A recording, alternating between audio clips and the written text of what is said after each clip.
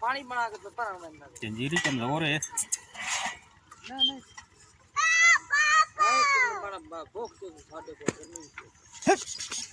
नहीं मछरदा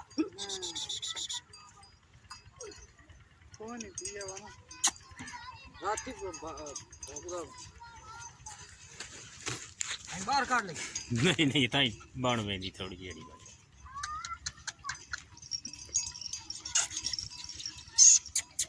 तो और आसवा